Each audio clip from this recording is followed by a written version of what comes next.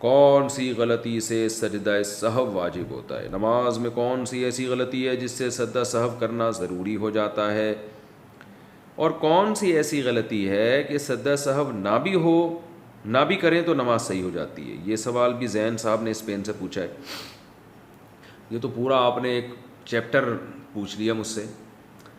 دیکھیں، نماز میں اگر کوئی واجب چھوٹ جائے تو بھی سجدہ سہو ہے، کسی فرض یا واجب میں تاخیر ہو جائے تو بھی سجدہ سہو ہے، اور ایک رکن کو چھوڑ کر دوسرے رکن میں آپ مشغول ہو جائیں تو بھی سجدہ سہو ہے۔ میں اس کی مثالیں دے دیتا ہوں۔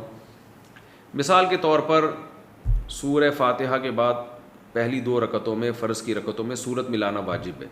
اگر آپ نہیں ملائی سورت آپ نے بھولے سے تو آپ سجدہ سہو کریں گے، نماز ادا ہو جائے گی۔ اتحیات آپ بھول گئے تو بھی سجدہ سہو سے نماز ادا ہو جائے گی۔ اور یہ تو ہے کون سے ارکان آپ بھول گئے، ٹھیک ہے نا، یعنی جو واجب آپ سے چھوٹ گیا۔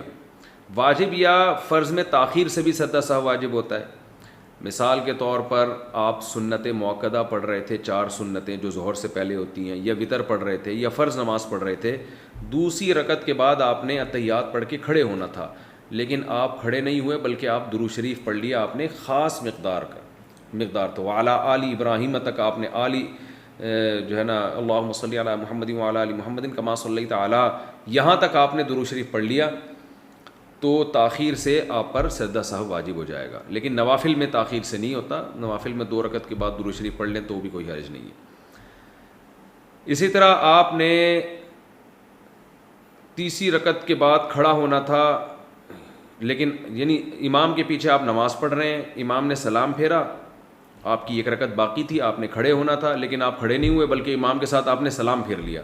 تو سلام پھیرنے سے کیا ہوا ہے کہ آپ کو جانا چاہیے تھا قیام میں، لیکن آپ وہ رکن چھوڑ کر ایک دوسرے رکن میں چلے گئے، اور السلام تک آپ نے سلام کا لفظ اپنی زبان سے نکال دیا، تو بھی آپ کو پھر آخر میں سجدہ سہو کرنا پڑے گا، کیونکہ 1 رکعت آپ کی باقی تھی اور آپ سلام پھیر لیا آپ نے، تو ایک رکن چھوڑ کر آپ دوسرے رکن میں مشغول ہو گئے۔